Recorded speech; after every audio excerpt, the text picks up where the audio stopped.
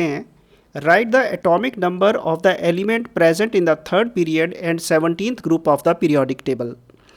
यहाँ पे उसने आपको दो हिंट दिए हैं, एक ये कि वो थर्ड पीरियड में है, दूसरा कि वो 17th ग्रुप में लाइक करता है। आपको ये दोनों हिंट यूज़ करके उसकी इलेक्ट्रॉनिक कॉन्फ़िगरेशन पता करनी है। जैसे ही आपको इलेक्ट्रॉनिक कॉन्फ़िगरेशन पता चलती है उसके बाद आप उसका काउंटिंग करके Z बता सकते हैं कि वो कौन सा एटॉमिक नंबर उसका है। तो इलेक्ट्रॉनिक कॉन्फ़िगरेशन के लिए आपको दो चीज़ें कम से कम पता होनी चाहिए। पहली बात तो स्टार्टिंग कौन सी नोबल गैस है ये पता होना चाहिए कि उसके स्टार्ट में हीलियम है, नियॉन है, आर्गन है, कौन सी नोबल गैस है, एक तो ये पता होना चाहिए। दूसरा कि लास्ट वाली जो बिल्कुल क्लोजिंग में क्या आने वाला है वो पता होना चाहिए कि क्लोजिंग में 3p5 है, 3p4 है, क्या है। अगर ये चीज़ आपको पता चल जाती है तो बीच वाली स्टोरी भरी जा सकती है। तो यही मैं करने वाला हूँ इस क्वेश्चन में। ये तरीका आप इसको थोड़ा समझ लें, इसको करने का ये सबसे आसान और सबसे बढ़िया तरीका है।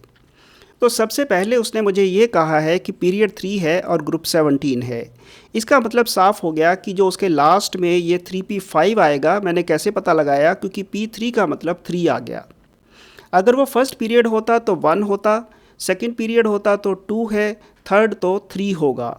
ये लास्ट की बात कर रहा हूँ, बिल्कुल राइट हैंड जो एंड पे जो चीज़ आएगी वो आएगी 3। और ये p5 का कैसे पता चला, क्योंकि ग्रुप 17 मुझे दिया है और मुझे पता है कि अगर ग्रुप 1 है तो S1 होता है, ग्रुप 2 है तो S2 होता है, और अगर ग्रुप आपका जाके 13 है तो P1 होता है, 14 पे P2, 15 पे P3, 16 पे P4 और 17 पे जाके वो P5 पे जाके क्लोज होगा। ये कम से कम आपको इतना पार्ट अगर याद है, 11th क्लास में इतना ही अच्छी तरह याद हो जाए आपको, तो अब देखिए मैंने इसमें ये लिखा है कि P3 से मुझे ये 3 पता चला और G17 से P5 का पता चला। तो अब मुझे जो आखिर है बिल्कुल क्लोजिंग है वो पता चल गया है। और अब मैं एक बार नोबल गैस भी निकाल लूँ कि वो नोबल गैस कौन सी आने वाली है, क्योंकि मुझे इलेक्ट्रॉनिक कॉन्फ़िगरेशन पहले बतानी होगी। ये थर्ड पीरियड की बात हो रही है तो नोबल गैस सेकंड पीरियड की होगी, क्योंकि सेकंड पीरियड का अगर आप रफ पीरियोडिक टेबल ड्रॉ करते हैं तो सेकंड पीरियड का यहाँ पे ये सेकंड पीरियड मान लीजिए ये नोबल गैस सेकंड पीरियड वाली है, तो थर्ड पीरियड आपका अगले से शुरू होगा। तो इसके जो पहले नोबल गैस आने वाली है वो सेकंड पीरियड की आने वाली है और वो नोबल गैस होती है नियॉन। ये आपको सारी नोबल गैसेस याद होनी चाहिए, ये मैंने लास्ट लेक्चर में भी आपको बता दिया था। तो अब इसका मतलब साफ साफ हो गया कि मेरी जो इलेक्ट्रॉनिक कॉन्फ़िगरेशन होने वाली है वो नियॉन ऐसे, और बीच में कुछ कुछ आएगा और आखिर में जाके P3P5 होगा।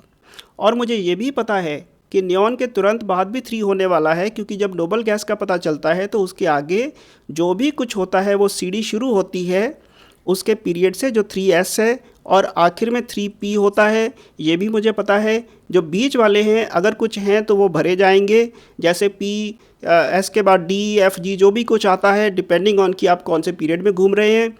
तो यहाँ पे मुझे ये पता है कि नियॉन लिखने के बाद मुझे 3S लिखना ही होगा, 3S लिखना होगा और 3P5 एंड पे है, तो बीच में कुछ होता नहीं है इन दोनों के, क्योंकि इनके बीच में नहीं होता तो ये S को मैं गैस कर सकता हूँ ये क्या होगा। P5 तभी भरा होगा क्योंकि S के यहाँ पे 2 आया होगा।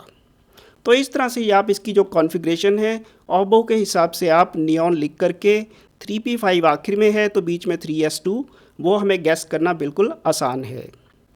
तो अब आप इनका जो टोटल Z कैलकुलेट कर लीजिए। नियॉन का 10 होता है, ये 2 है, फिर 5 है, 17, और इसका मतलब हो गया कि जो एलिमेंट की बात हो रही है वो एलिमेंट क्लोरीन है जिसका एटॉमिक नंबर 17 है।